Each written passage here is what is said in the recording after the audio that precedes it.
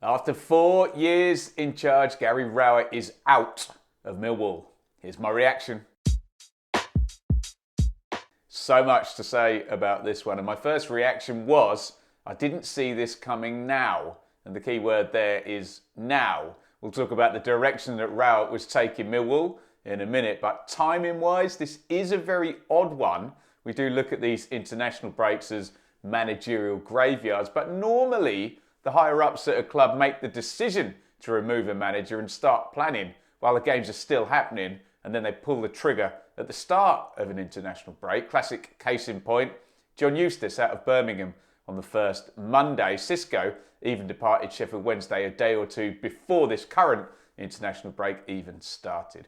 I'm sure we'll find out why in due course, but with 5 games until the next international break and a 3-game week to kick off this run, it seems odd to do this so late in the international break. Anyway, let's go to the statement released by the club late last night. We have the classic mutually agreed and part company. Now look, I don't think any of us are fooled by this usage of language. Rowett was under contract to manage Millwall. If they still wanted him to do that, he'd either be doing that or he would have to resign.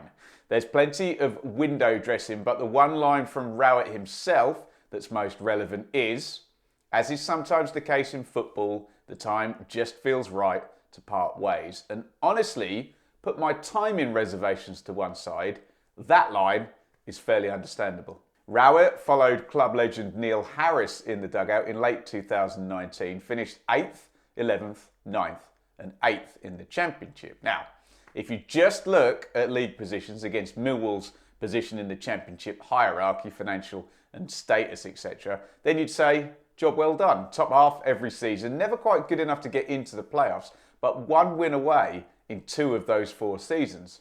Obviously, if you've watched this channel, you'll know that I think it's pretty low rent to look only at league position, as that removes so many relevant factors to the conversation, chief of which would be Rowett's on-pitch strategy, which has always split the Millwall fan base. His football simplified was safety first, hard to beat. And we've seen a bit of a reliance on individuals up the top like Jed Wallace and Zian Fleming to make things happen attacking-wise. The obvious problem with this pragmatic style of football is that if you're not winning, it can get old quite quickly. I get it. I had an Ipswich Town season ticket under Mick McCarthy. So Rowett leaves the club punching probably above its status in terms of league position, but not actually throwing that many punches at all when it comes to attacking football and getting that Millwall fan base out of their seats.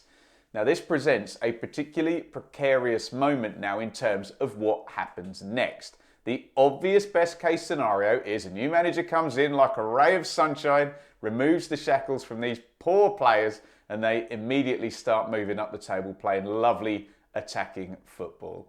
The worst case scenario is that players who've been playing in quite a rigid structure for a long time struggle when that is taken away from them, and the trend and the results are downward. I'll leave you to decide which of those scenarios is more likely, but they of course both depend on who is going to come in and replace Rowett. Personally, I think it would be very risky to jump straight from the pragmatism extreme to something totally different 11 games into a season. And the ideal candidate would probably land in the grey area somewhere between hard to beat and Holland 1974 total football. Looking at the betting odds, ex-players Kevin Muscat and Mark Kennedy lead the way. John Eustace is available and high up, and we're all pretty sure Nathan Jones will land somewhere at some point this season. Mick Beale is just out of Rangers and available too. I reiterate though, this is such a vital call, and the transition from Rowett's philosophy to whoever the new guy is needs to be managed so carefully and methodically. In short, I'm not surprised Rowett is gone from Millwall. I am surprised at how it's happened and when it's happened. I desperately don't want to get into that horribly patronising be careful what you wish for crap, but Sean Dyche to Vincent Kompany with an entire pre-season and a year 1 parachute payment is probably the exception that proves the rule when it comes to this utopian type change of style at a football club.